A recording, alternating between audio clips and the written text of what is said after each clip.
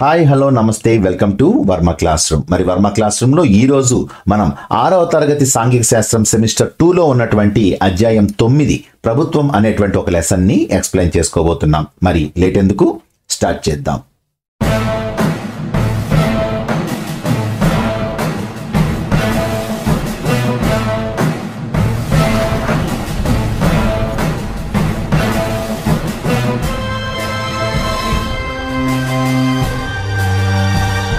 మరి ప్రభుత్వం అనేటువంటి ఈ లెసన్ లో మనకి ఏమేమి ఇచ్చారని చూసుకుంటే, ప్రభుత్వం యొక్క కార్యకలాపాలు అంటే ప్రభుత్వం ఏం చేయాలి, ప్రభుత్వం యొక్క ప్రధాన విధులేంటి, ప్రజలకు వివిధ రకాలైనటువంటి సౌకర్యాలను కల్పించడం, దేశ రక్షణ చేయటం ప్రభుత్వ కార్యకలాపాల్లో చెప్తున్నారు.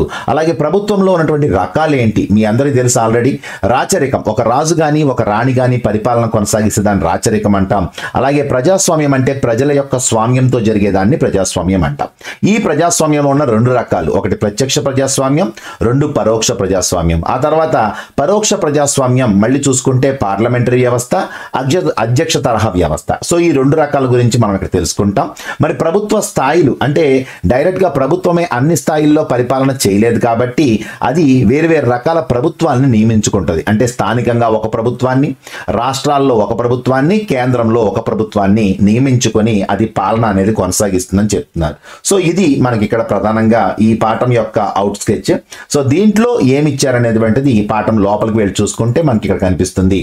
ప్రజల యొక్క ఆహార గృహ సౌకర్యాల కల్పనకు హామీ ఇస్తుంది ప్రభుత్వం. అంటే ప్రజలకు సంబంధించి ఆహారాన్ని కల్పించడం, గృహ సౌకర్యాలు కల్పించడం, అలాగే ప్రకృతి విపత్తుల సమయంలో వాళ్ళకి సహాయం చేయటం, తీవ్రవాదం నుంచి దేశ సరిహద్దుల్ని కాపాడటం, ఇదంతా కూడా ఈ ప్రభుత్వం యొక్క బాధ్యతగా చెప్తున్నారు. మరి ఇక్కడ ప్రభుత్వం అంటే ఏంటనేది చూసుకుంటే ఇక్కడ మనకు తెలుసు ఆల్రెడీ, ఒక దేశాన్ని కానీ ఒక రాష్ట్రాన్ని కానీ నియంత్రిస్తూ వారి కొరకు నిర్ణయాలను తీసుకునే ప్రజల యొక్క సమూహాన్ని ప్రభుత్వం అంటారు. అంటే ప్రభుత్వంలో ఎవరు భాగస్వామ్యులు అంటే ప్రజలే భాగస్వామ్యులు. అంటే వీళ్ళందరూ కలిసి, ప్రజలే కలిసి వీళ్లకు వీళ్ళుగా ఏర్పరచుకున్న ప్రభుత్వమే ప్రజాస్వామ్య ప్రభుత్వము అని పిలుస్తాం, అంతే కదా. సో ఇక్కడ మనకి ప్రభుత్వము అంటే ఏంటంటే ఇక్కడ ఒక దేశం కావచ్చు, ఒక రాష్ట్రం కావచ్చు, దాన్ని నియంత్రిస్తూ వాటి కొరకు నిర్ణయాలు తీసుకునేటువంటి ప్రజల సమూహము, నిర్ణయాలు తీసుకునే ప్రజల సమూహాన్ని ఏమంటాము అంటే ప్రభుత్వము అంటాం. ఓకేనా, ప్రజలందరూ కలిసి తీసుకుంటారు కాబట్టి దాన్నే మనం ప్రజాస్వామ్యము, ప్రజల యొక్క స్వామ్యముతో కూడినది అని చెప్పేసి మనం ఇక్కడ ప్రజాస్వామ్యం గురించి చెప్పుకుంటాం. అయితే సాధారణంగా ప్రభుత్వం ఎన్ని విభాగాలను కలిగి ఉంటుందో మీ అందరికీ తెలిసిందే. శాసన నిర్మాణ శాఖ, కార్యనిర్వాహక శాఖ, అలాగే న్యాయ శాఖ. సో ఇక్కడ చూసుకుంటే శాసన నిర్మాణ శాఖ ఏం చేస్తుంది, చట్టాలను శాసనాలను రూపొందిస్తుంది. కాబట్టి పార్లమెంట్ భవన్ ఇక్కడ మీకు చూపిస్తున్నారు. కార్యనిర్వాహక శాఖ అంటే ఏంటి, ఇది నిర్ణయాలను లేదా చట్టాలను అమలు పరిచే విభాగం. అంటే అది కరెక్టా కాదా అనేటువంటిది ఒక సెటిల్మెంట్ జరిగిన తర్వాత దాన్ని ఒక రూట్ లెవెల్లోకి తీసుకుని వెళ్ళి అందరికీ అవి ఆ సమానంగా చట్టాలను కానీ న్యాయాలను కానీ శాసనాలను కానీ అమలు పరిచేటువంటి విభాగాన్ని కార్యనిర్వాహక శాఖ అంటారు. అయితే ఎప్పుడైనా ఎవరికైనా అన్యాయం జరిగితే అప్పుడు ఆ చట్టాలను వ్యాఖ్యానించే అధికారం ఎవరికి ఇచ్చారు అంటే న్యాయస్థానాలకు ఇచ్చారు. కాబట్టి దాన్ని మనం న్యాయశాఖ అని పిలుస్తున్నాం. సో ఈ మూడు ప్రధానంగా మనకి ప్రభుత్వంలో ఉండేటువంటి విభాగాలు. అయితే ఇక్కడ చూసుకుంటే కొన్ని నిర్ణయాలు ఇచ్చారు. అన్ని పాఠశాలల్లో ఆంగ్ల మాధ్యమం అని, ఉల్లి ధరను నిర్ణయించినటువంటి ప్రభుత్వం అని, అదనంగా 5 సుప్రీంకోర్టు న్యాయమూర్తులని, వరద నియంత్రణకు పక్కా ప్రణాళిక, ప్రభుత్వ ఆసుపత్రులకు ఆధునిక సౌకర్యాలు. అంటే ఏంటి ఇక్కడ ఏ నిర్ణయం తీసుకున్నా ప్రజల యొక్క శ్రేయస్సుని దృష్టిలో పెట్టుకొని ప్రభుత్వం అనేటువంటిది పనిచేయాలి. ప్రజల యొక్క శ్రేయస్సును దృష్టిలో ఉంచుకొని ప్రభుత్వం అనేది పనిచేయాలి. దాని కొరకు మనం నియమించుకున్నటువంటి మరి ఒక వ్యవస్థే ప్రభుత్వంగా ఇక్కడ మనకి చెప్తున్నారు. ఓకేనా. సో ఇక్కడ చూసుకుంటే మనకి 104, 108 మిడ్ డే మీల్స్, ICDS, అలాగే రేషన్ విధానం. సో ఇవన్నీ కూడా ఏంటి అంటే నిర్ణయాలు, చట్టాలు తీసుకోవటం, అమలు పరచడంతో పాటు పాఠశాలలు, ఆసుపత్రులు, రోడ్లు నిర్మించటం, అలాగే మరి ఏమైతే ప్రజా సంక్షేమం కోసం చేపట్టే పథకాలు, కార్యక్రమాలు ఉన్నాయో ఇదంతా కూడా అమలు పరిచేదే ప్రభుత్వము. అంటే అదే గవర్నమెంట్ అని చెప్తున్నారు ఇక్కడ. ఓకేనా. సో నెక్స్ట్ చూసుకుంటే దాని తర్వాత మనకి అసలు ప్రభుత్వం ఏమేం పనులు చేస్తుంది అనేటువంటిది ఒక మామూలుగా మీకు ఒక ఫ్లో చార్ట్ లాగా ఇవ్వటం జరిగింది. సో ఇది చూసుకోండి. దాని తర్వాత ఇక్కడ వివిధ రకాల ప్రభుత్వాల్లో మనకి ఒకటి చెప్పాను ఫస్ట్ మీకు, రాచరికం ఆల్రెడీ మనం చూసాం, ఆల్రెడీ అశోకుడు గురించి చదువుకున్నాం, చంద్రగుప్త మౌర్యుడు గురించి తెలుసుకున్నాం. సో వాళ్ళందరూ చేసినటువంటిది ఏంటి అంటే రాచరికం. ఒక రాజు గాని ఒక రాణి గాని చేసే పాలనని రాచరికం అంటాం. వీళ్ళిద్దరూ కూడా వారసత్వంగా అధికారంలోకి వస్తారు. అంటే ఒకరి తర్వాత ఒకరు. ఎందుకని అశోకుడు తన తండ్రి మరి బిందుసారుడు తర్వాత అధికారంలోకి వచ్చాడా రాలేదా అంటే ఏంటి, అదే మనం ఇక్కడ రాచరికం అని చెప్తున్నాం. అంటే రాచరికంలో ఏముంది అంటే వారసత్వం ఉంది. అంటే ఒకరి తర్వాత ఒకరికి సంక్రమించుకుంటూ వెళ్ళిపోతుంది. అలాగే చక్రవర్తులు అన్ని అధికారాలు తామే కలిగి ఉంటారు. అలాగే కొంతమంది ఏం చేస్తారంటే, కొంతమంది రాజులు మాత్రం ప్రభుత్వంలో ఇతర శాఖల అధికారులతో పంచుకుంటారు. పౌరులకు రాజుని బట్టి హక్కులు సౌకర్యాలు వస్తాయి. అంటే రాజు మంచోడైతే ఎక్కువ హక్కులు ఇస్తాడు, ఎక్కువ సౌకర్యాలు కల్పిస్తాడు. అదే రాజు గనక మరి మంచివాడు కాకపోతే గనక మరి వాళ్ళకి సౌకర్యాలు దొరకవు, వాళ్ళ హక్కులు కూడా వాళ్ళు కోల్పోతారు.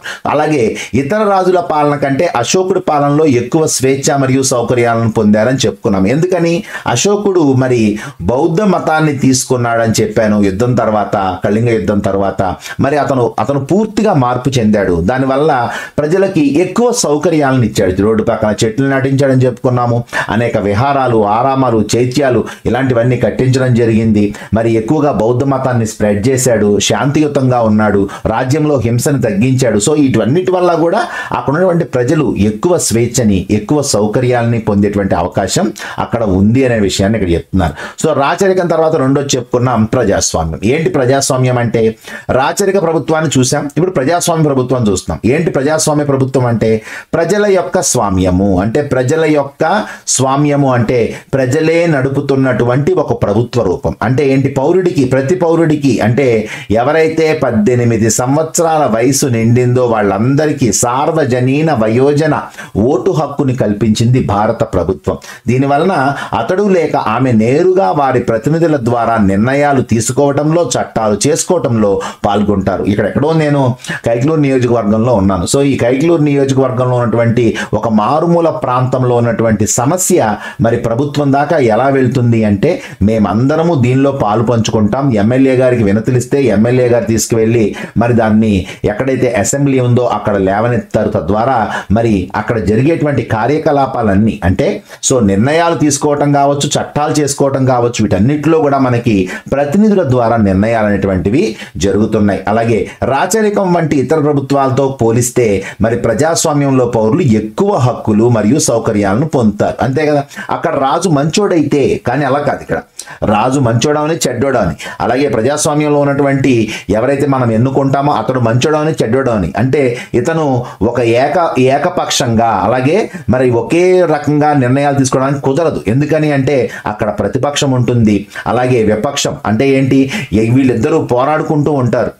ఎప్పటికప్పుడు వాళ్ళు ఒకటి చేద్దాము అంటే వీళ్ళు చేయొద్దని, వాళ్ళు చేశారు అంటే వీళ్ళు చేయకూడదని, ధరలు పెంచుతాము అంటే పెంచకూడదని, కరెంటు బిల్లులు పెంచుతాము అంటే పెంచకూడదని. అంటే ఒకరికి ఒకరు ఇక్కడ ఏం చేస్తారు అంటే దాన్ని అపోజ్ చేస్తూ ఉంటారు. సో అపోజిషన్ అనేటువంటిది ఇక్కడ ఉంటుంది. సో ఇక్కడ అధికారం అనేటువంటిది వారసత్వంగా పొందలేము అని అంటున్నారు. కానీ మరి ఎంతవరకు ఇది నిజం? అధికారం అనేటువంటిది వారసత్వంగా లేకపోతే మరి ప్రజెంట్ ఇప్పుడున్నటువంటి పార్టీలన్నీ కూడా ప్రజెంట్ వారసత్వంగా అధికారాలు పొందుతున్నటువంటి పార్టీసే, అవునా కదా? కానీ ప్రజాస్వామ్యం అనేటువంటి దాన్ని మనమే చంపుకుంటున్నాం. అంటే యువకులు, చదువుకున్నవారు, ఉత్సాహవంతులు ఎవరు కూడా ప్రభుత్వంలోకి వెళ్ళాలని, రాజకీయ నాయకులుగా ఎదగాలని ట్రై చేయట్లేదు. ఎందుకని, మరి పూర్తిగా ఆర్థికంగా కూడినటువంటి విషయంతో చాలా మంది వెనకడుగు వేస్తున్నారు. తద్వారా ఏమవుతుంది అంటే క్రమేపీ ప్రజాస్వామ్యం కూడా వారసత్వంగానే మారిపోతుంది. ఇక్కడ చూసుకుంటే అబ్రహాం లింకన్ ఒక డెఫినేషన్ ఇచ్చారు. ఏమని? ప్రజల చేత ప్రజల కోసం పనిచేసే ప్రభుత్వమే ప్రజాస్వామ్యం అన్నారు అబ్రహాం లింకన్. మరి అంటే ప్రజల యొక్క అంటే వారి కోసమే, అలాగే వారి కోసం పనిచేసేటువంటిది వారి చేతే డిసైడ్ చేయబడుతుంది. అది వారి యొక్క ప్రభుత్వం. అంటే ప్రజల యొక్క ప్రభుత్వం, ప్రజల చేత డిసైడ్ అయ్యే ప్రభుత్వం, ప్రజల కోసం పనిచేసే ప్రభుత్వం అని చెప్పి ప్రజాస్వామ్యానికి ఒక మంచి డెఫినేషన్ ఇచ్చారు అబ్రహాం లింకన్. సో ఇక్కడ చూసుకుంటే ప్రజాస్వామ్యానికి అంటే డెమోక్రసీకి జన్మస్థలం ఏది అని చెప్పుకుంటే మనం గ్రీస్ అనేటువంటి దేశాన్ని చెప్పుకోవచ్చు. ఓకేనా? సో ఇది ఇక్కడ మనకి ఇచ్చినటువంటి బిట్స్ అన్నమాట. సో నెక్స్ట్ చూసుకుంటే ఇక్కడ ఈ పేజీలో ప్రజాస్వామ్య ప్రభుత్వాలు మనం చెప్పుకున్నాం ఆల్రెడీ ఇప్పుడే. ఆ ప్రజాస్వామ్యంలో రాచరికంలో ఎటువంటి తేడాలు లేవు, కాకపోతే మాత్రం ప్రజాస్వామ్యంలో 2 రకాల ప్రజాస్వామ్యం కనిపిస్తుంది. ఏంటది అంటే చాలా దేశాల్లో ప్రజాస్వామ్య ప్రభుత్వాలు ఏర్పడ్డాయి ప్రెసెంట్ ఇప్పుడున్నటువంటి పరిస్థితుల్లో. అయితే భారతదేశం కూడా ప్రజాస్వామ్య దేశమే, కానీ ప్రజాస్వామ్యంలో 2 రకాలు ఉన్నాయి. ఏంటది? ఒకటి ప్రత్యక్ష ప్రజాస్వామ్యం. ఏంటి ప్రత్యక్ష ప్రజాస్వామ్యం అంటే ఇక్కడ ప్రజలే నిర్ణయాలు, శాసనాలు, చట్టాలు చేస్తారు. అంటే చట్టాలు, నియమాలు, శాసనాలు రూపొందించినప్పుడు దానికి అంతిమంగా ఎవరుంటారు అంటే ప్రజలే ఉంటారు. అంటే ప్రజలు డైరెక్ట్గా వాళ్ళు నిర్ణయం తీసుకోవడంలో పాల్గొంటారు. ఉదాహరణకి స్విట్జర్లాండ్లో, ఎందుకని ఈ దేశంలో ఏదైనా ఒక డెసిషన్ తీసుకోవాలంటే పౌరులు అందరూ ఒక దగ్గర సమావేశమై నిర్ణయాలు తీసుకుంటారు, లేదంటే అక్కడ చట్టాలు చేస్తారు. ఎందుకని? ఇక్కడ తక్కువ జనాభా ఉండటం వలన సాధ్యమైంది. మరి స్విట్జర్లాండ్ అనేటువంటి దాంట్లో చాలా తక్కువ జనాభా కాబట్టి అందరూ ఒక దగ్గర గుమిగూడటం, ఒక నిర్ణయాన్ని అందరూ చెప్తే దాన్ని అపోజ్ చేసుకోవటం, ఏదైనా నిర్ణయాలు మార్చుకోవాలంటే మార్చుకోవటం, మరి చట్టాన్ని చేయాలంటే చేసుకోవటం లాంటి పనులు చేస్తారు. అదే ఇక్కడ మన భారతదేశం లాంటిది, చైనా లాంటిది తీసుకున్నాం అనుకోండి, 140 కోట్ల జనాభాలో అందరూ ఒక దగ్గరికి వెళ్ళిపోయి కూర్చుని మనం సమావేశమైన నిర్ణయాలు తీసుకోలేం కదా. సో అందువల్ల మన దేశం లాంటి దేశాల్లో, పెద్ద జనాభా ఉన్న దేశాల్లో, ఎక్కువ జనాభా ఉన్న దేశాల్లో పరోక్ష ప్రజాస్వామ్యం లేక ప్రాతినిధ్య ప్రజాస్వామ్యం కనిపిస్తుంది. ఏంటి దీని యొక్క అర్థం?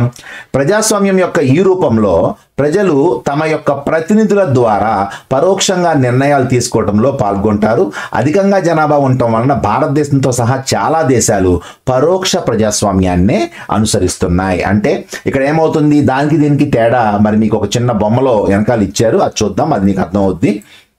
సో ఇక్కడ చూసుకుంటే ప్రత్యక్ష ప్రజాస్వామ్యంలో పౌరులు మాత్రమే చట్టాలు చేస్తారు. అయితే అన్ని మార్పుల్ని పౌరులే ఆమోదించాలి. రాజకీయ నాయకులు మాత్రం ఏం చేస్తారు? పార్లమెంటరీ విధానం ప్రకారం మాత్రమే పాలన చేస్తారు. అలాగే చూసుకుంటే స్విట్జర్లాండ్కు విజయవంతమైనటువంటి ప్రత్యక్ష ప్రజాస్వామ్యానికి సుదీర్ఘ చరిత్ర ఉంది. ఓకేనా? అయితే మన దగ్గర చూసుకుంటే ఎన్నికలు, మరి ప్రతినిధిని పంపించాలనుకుంటున్నాం కదా, మనం ఏం చేస్తున్నాం? పరోక్ష ప్రజాస్వామ్యంలో ఒక ప్రతినిధిని పంపించాలి.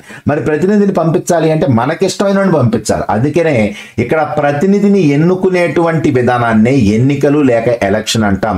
పరోక్ష ప్రజాస్వామ్య విజయం ఎన్నికలపై ఆధారపడి ఉంటుంది. ఎన్నికలు ఇక్కడ కీలక పాత్ర పోషిస్తాయి కాబట్టి ఎన్నికలు స్వేచ్ఛగా, నిష్పక్షపాతంగా జరగాలి. అర్థమైందా? సో అందువల్లనే మనం ఇక్కడ ఎలక్షన్ పెట్టుకుంటున్నాం. సో ఈ బొమ్మ చూస్తే మీకు క్లారిటీ వచ్చేస్తుంది. ఏంటి ప్రత్యక్ష ప్రజాస్వామ్యం, పరోక్ష ప్రజాస్వామ్యం అంటే? ప్రత్యక్ష ప్రజాస్వామ్యం అమల్లో ఉన్నటువంటి స్విట్జర్లాండ్లో చట్టాలు, నియమాలు ఎవరు చేస్తారు అంటే డైరెక్ట్గా ఓటర్లే చేస్తారు. అంటే ఎవరికైతే ప్రజలు ఉన్నారో ఆ ప్రజలే డైరెక్ట్గా ఓట్ చేస్తారు. ఎవరికి చేస్తారు ఓటు? డైరెక్ట్గా ఆ చట్టానికి, ఆ నియమానికే ఓట్ చేస్తారు. అంటే అది మాకు కావాలా వద్దా అనేది చెప్పేస్తారు, డిసైడ్ చేస్తారు. కానీ ఇక్కడ మనం ఏం చేస్తామంటే పరోక్ష ప్రజాస్వామ్యంలో ప్రజలందరం కలిసి ఓట్లేస్తాం. ఎవరికి వేస్తాము అంటే ప్రతినిధులకు ఓట్లేస్తాం. ప్రతినిధులకు ఓట్లేస్తే ప్రతినిధులు అక్కడికి వెళ్ళి వాళ్ళు ఓట్లేస్తారు. చట్టానికి, నియమానికి వాళ్ళు ఓట్లేస్తారు. ఓటింగ్ ఎవరేస్తారంటే ఇక్కడేమో వీళ్ళు వేస్తారు, కానీ ఇక్కడ ఎవరేస్తారు ఓటు అంటే వీళ్ళు వేస్తారు. ప్రజలే ఓటు వేసేటువంటిదేమో చట్టానికి, నియమానికి ప్రజలే ఓటు చేసేదేమో ప్రత్యక్ష ప్రజాస్వామ్యం. అలా కాకుండా మనం ఎంపిక చేసినటువంటి ప్రతినిధులు అంటే ఎమ్మెల్యేస్ కావచ్చు, ఎంపీస్ కావచ్చు, వీళ్ళు ఓటింగ్ ద్వారా ఒక చట్టాన్ని కానీ, నియమాన్ని కానీ మరి డిసైడ్ చేస్తారు. సో ఇది మనకి పరోక్ష ప్రజాస్వామ్యంలో కనిపిస్తుంది. భారత్, అమెరికా, ఇంగ్లాండ్ లాంటి దేశాల్లో ఇది మనకు కనిపిస్తుందని చెప్తున్నారు. అలాగే ప్రాతినిధ్య సూత్రంతో పాటు అంటే రేషియో, అక్కడ మనం చూసుకుంటే ప్రాతినిధ్య సూత్రం అంటే ఏంటి అంటే ఇక్కడ ఎంతమంది ప్రతినిధులు కావాలి అంటే ఇప్పుడు 1000 మందికి, ఇప్పుడు సపోజ్ మన ఆంధ్రప్రదేశ్ మొత్తంగా చూసుకుంటే మనకి ప్రతినిధులు ఎంతమంది? 175 మంది ప్రతినిధులు రాష్ట్రంలో. మరి కేంద్రంలో ఎంతమంది ప్రతినిధులు ఉన్నారు అంటే 25 మంది ప్రతినిధులు మనకి ఎవరున్నారు అంటే మరి 25 ప్రతినిధులు మనకి ఎంపీలుగా మరి కేంద్రంలో ఉన్నారు. రాష్ట్రంలో అసెంబ్లీలో ఎంతమంది ప్రతినిధులు ఉన్నారు? ఎమ్మెల్యేలుగా అంటేనేమో 175 మంది. ఇక్కడ ఎంపీలుగా ఎంతమంది ఉన్నారని చూసుకుంటే 25 మంది వీళ్ళున్నారు. సో వీళ్ళే ప్రాతినిధులు. సో ఇదే ప్రాతినిధ్య సూత్రం. ఓకేనా? నెక్స్ట్ చూసుకుంటే ప్రజాస్వామ్యంలో ప్రధాన సూత్రాల్లో మెజారిటీ పాలన ఒకటి అని ఇచ్చారు. అంటే ఏంటి? ప్రాతినిధ్య ప్రజాస్వామ్యంలో అంటే ఎవరైతే మన తరపున ప్రతినిధులుగా ఉన్నటువంటి ప్రజాస్వామ్యం ఉందో దీంట్లో సాధారణ మెజారిటీ ద్వారా కూడా ప్రతినిధులు ఎన్నికవుతారు. అంటే ఒక ఇద్దరికి ఎలక్షన్ జరిగింది.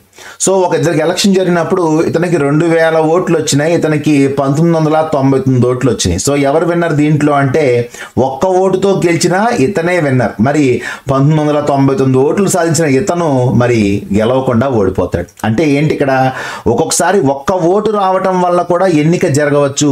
అటువంటప్పుడు వేరే అభ్యర్థికి ఓటు వేసిన వారు కూడా ఈ నిర్ణయాన్ని ఒప్పుకోవాల్సిందే. అంటే అటువంటప్పుడు వేరే అభ్యర్థికి ఓటు వేసిన వారు కూడా ఈ నిర్ణయాన్ని ఒప్పుకోవాల్సిందే అంటున్నారు. చూడండి, అంటే ఒకే ఒక్క ఓటుతో గెలిచినా కూడా మిగిలినటువంటి ఈ 1999 మంది మరి ఆ యొక్క నిర్ణయాన్ని ఒప్పుకోవాల్సిందే అంటున్నారు. కాబట్టి ఈ విధంగా ఎన్నికైన ప్రజాప్రతినిధులు కూడా నిర్ణయాలు తీసుకునేటప్పుడు మెజారిటీ విధానాన్ని అమలు పరుస్తారు. అందువల్ల ఏమంటారు, ఏదైనా ఒక నిర్ణయం తీసుకుంది, ఆ నిర్ణయాన్ని సగం కంటే ఎక్కువ సభ్యులు సమర్థిస్తేనే అది అమలు చేయబడుతుంది. అంటే చట్టాలు కానీ శాసనాలు కానీ చేసినప్పుడు కూడా ఏం చేస్తారు అంటే మెజారిటీ సభ్యుల యొక్క ఆమోదం ఉంటేనే ఆ చట్టం అనేటువంటిది ఒప్పుకోబడుతుంది అన్నమాట. ఓకేనా.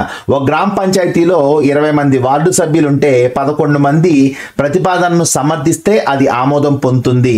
మరి మిగిలిన 9 మంది అభిప్రాయాలకు విలువ ఉండదు. కాబట్టి ఇలా ఆధునిక ప్రజాస్వామ్య ప్రభుత్వాలు ఏం చేస్తున్నాయంటే మెజారిటీ నిర్ణయానికి కట్టుబడి పనిచేస్తున్నాయి అనే విషయాన్ని ఇక్కడ మనకు చెప్తున్నారు. ఓకేనా. సో నెక్స్ట్ చూసుకుంటే మరి అక్కడ చూసాం ఆల్రెడీ ఉన్నటువంటి ఆ ప్రత్యక్ష ప్రజాస్వామ్యం అనేటువంటిది. ఇక్కడ మనం పరోక్ష ప్రజాస్వామ్యంలో ఎన్ని రకాలు ఉన్నాయనేది చూస్తున్నాం. సో పరోక్ష ప్రజాస్వామ్యంలో చూసుకుంటే శాసన నిర్మాణ శాఖ, కార్యనిర్వాహక శాఖ ఈ రెండే కదా వెరీ వెరీ ఇంపార్టెంట్. సో ఈ రెండింటి మధ్య ఉన్నటువంటి సంబంధం ఆధారంగా పరోక్ష ప్రజాస్వామ్యం 2 రకాలుగా చేశారు. ఒకటి పార్లమెంటరీ వ్యవస్థ, 2 అధ్యక్ష తరహా వ్యవస్థ. సో ఏంటి పార్లమెంటరీ తరహా వ్యవస్థ అంటే ఇక్కడ శాసన నిర్మాణ శాఖ నుంచి కార్యనిర్వాహక శాఖ ఏర్పడుతుంది. అంతే కదా. అంటే ఏమైతే చట్టాలు అమలు చేశారో ఆ చట్టాలని క్రింది స్థాయిలో తీసుకువెళ్ళటానికి కార్యనిర్వాహక శాఖ అనేటువంటిది ఉపయోగపడుతుంది. సో అందువల్ల కార్యనిర్వాహక శాఖ శాసన నిర్మాణ శాఖకు బాధ్యత వహిస్తుంది. అంతే కదా. అందరికీ వెళ్ళడం కోసం కార్యనిర్వాహక శాఖ పనిచేస్తుంది. ఒకవేళ ఏదైనా తప్పొప్పులు జరిగితే శాసన నిర్మాణ శాఖ ఎందుకయ్యా మీరు చేయలేదని అడిగితే కూడా సమాధానం చెప్పాల్సింది కార్యనిర్వాహక శాఖ. సో ఈ పద్ధతి ఎక్కడుంది అంటే భారత్లో, బ్రిటన్లో ఉంది. మరి అలాగే ఇక్కడ అధ్యక్ష తరహా వ్యవస్థ ఇది చూసుకుంటే శాసన నిర్మాణ శాఖ నుంచి కార్యనిర్వాహక శాఖ ఏర్పడదు. వీళ్ళు వేరేగా ఉంటారు, వీళ్ళు వేరేగా ఉంటారు. అందువల్ల కార్యనిర్వాహక శాఖ అనేది శాసన నిర్మాణ శాఖకు బాధ్యత వహించదనమాట. సో ఇటువంటి విధానాన్ని అధ్యక్ష తరహా వ్యవస్థ అంటారు. ప్రజెంట్ చూసుకుంటే అమెరికాలో, బ్రెజిల్లో మరి ఈ తరహా ప్రభుత్వం అనేటువంటిది మనకి కనిపిస్తుంది అనే విషయాన్ని ఇక్కడ మనకు చెప్తున్నారు. ఓకేనా. సో మరి నెక్స్ట్ చూసుకుంటే ఇక్కడ ఉన్నటువంటి ప్రభుత్వం ఎన్ని స్థాయిల్లో ఉంటుంది. మరి జనాభా ఎక్కువగా ఉన్నటువంటి దేశాల్లో మరి ఎటువంటి సమస్యలు ఉన్నాయనేది తెలుసుకోవడం కష్టం. కాబట్టి మరి రూరల్ ఏరియాస్ ఉంటాయి, అర్బన్ ఏరియాస్ ఉంటాయి. అందువల్ల ప్రభుత్వం అనేటువంటిది వివిధ స్థాయిల్లో పనిచేస్తుంది. జాతీయ స్థాయి అంటే కేంద్ర ప్రభుత్వం, రాష్ట్ర స్థాయి అంటే రాష్ట్ర ప్రభుత్వం, స్థానిక స్థాయిలో స్థానిక ప్రభుత్వాలు కూడా మరి మనకి పనిచేస్తూ ఉంటాయి. అంటే ప్రభుత్వాలు అనేటువంటివి 3 రకాలుగా పనిచేస్తున్నాయి. కేంద్ర ప్రభుత్వం, రాష్ట్ర ప్రభుత్వం, స్థానిక ప్రభుత్వం అనే విషయాన్ని ఇక్కడ మనకు చెప్తున్నారు. సో నెక్స్ట్ పాఠం మనకి స్థానిక ప్రభుత్వం గురించి మాత్రమే మనకి ఉంటుంది. సో నెక్స్ట్ చూసుకుంటే ఇందులో ఉన్నటువంటి బిట్స్ చూడండి, సింపుల్ గానే ఉన్నాయి. ప్రజాస్వామ్యానికి పుట్టినిల్లుగా మనం గ్రీస్ దేశాన్ని చెప్తాం. ప్రత్యక్ష ప్రజాస్వామ్యంలో నిర్ణయాలు తీసుకునే హక్కు ఎవరికి ఉంటుంది? అందరికీ ఉంటుంది. ఓటర్లు ఎవరైతే ఉన్నారో ఆ ఓటర్లు అందరూ కూడా వాళ్ళు నిర్ణయాలు తీసుకోవచ్చు. చెప్పుకున్నాం కదా స్విట్జర్లాండ్ గురించి. ఆల్రెడీ భారతదేశంలో 18 సంవత్సరాలు నిండిన వారు సార్వత్రిక వయోజన ఓటు హక్కుకి అర్హులు. ఎక్కడ 326 ఆర్టికల్ ప్రకారం 18 సంవత్సరాలు నిండిన ప్రతి ఒక్కరూ కూడా మనకి ఓటు వేయచ్చు. సో ఇక్కడ ఇది ఎక్కడ ఇచ్చారు అనేది చూసుకుంటే మనకి ఆల్రెడీ మనం మిస్ చేసినట్టున్నాం. ఎక్కడో ఇదిగోండి ఇక్కడ చూడండి. ఇక్కడ 326 ఆర్టికల్ ప్రకారం నిర్దిష్ట వయస్సు 18 సంవత్సరాలు నిండినటువంటి ప్రతి ఒక్కరికి ఓటు హక్కు ఉంది. విశ్వజనీన మరి వయోజన ఓటు హక్కు అనేటువంటిది మనకి ఇవ్వటం జరిగింది. సో దాని గురించే ఇక్కడ మీకు ఈ బిట్ ఇవ్వటం జరిగింది అనమాట. ఓకేనా. సో ఇది ఈ పాఠంలో ఉన్నటువంటి ఇంపార్టెంట్ బిట్స్. లైక్ చేయండి, షేర్ చేయండి, సబ్స్క్రైబ్ చేయండి వర్మ క్లాస్ రూమ్ని. మరిన్ని క్లాసెస్తో మళ్ళీ మిమ్మల్ని కలుస్తాను. Till then goodbye, your Suresh Kumar Varma.